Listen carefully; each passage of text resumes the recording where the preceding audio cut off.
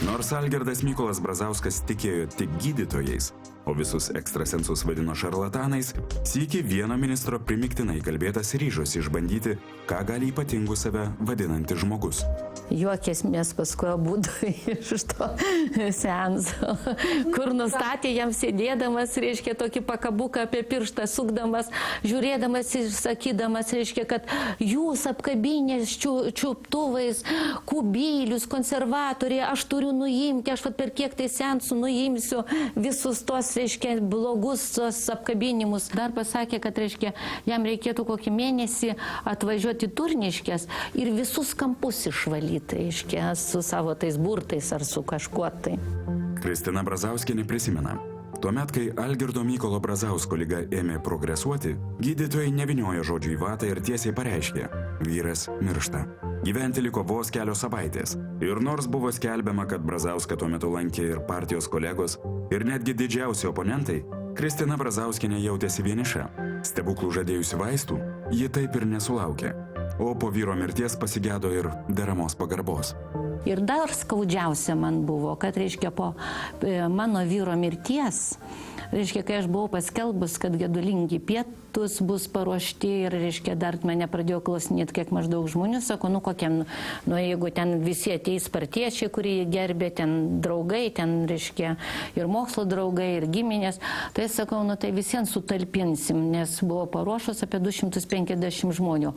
O tuo metu socialdemokratai užsakė kitam restorane ir padarė balių tą progą, nes jie nuėjo, reiškia, ten, kur nebuvo nei našlės, nei vaikų, nei anūkų.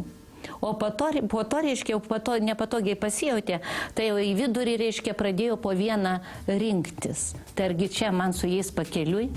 Kristina Brazauskienė neslepia.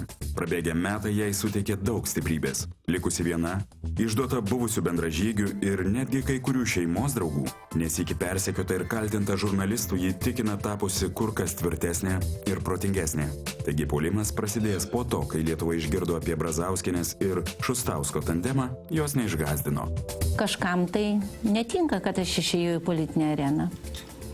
Ir turbūt, reiškia, gal ir bijo, nes palaikymą turiu nemažą. O dabar, kai buvo apklausa, reiškia, ir paskelbė, 33,9% palaiko, tai yra labai didelis skaičius, nes likusieji balsai pasidalina visom partijom. Ir kaip čia mane kartais man sako, kad, reiškia, oi, neperlipsit 5% barjerą. Perlipsiu. Ir labai perlipsiu. Kristina neslepia. Ji niekada netikėjo, kad žmonės jos nekenčia. O tuomet, kai tapo prezidento sąjungos pirmininkė ir pradėjo keliones po Lietuvą, įsitikino, kad gerbėjų turi išties nemažai.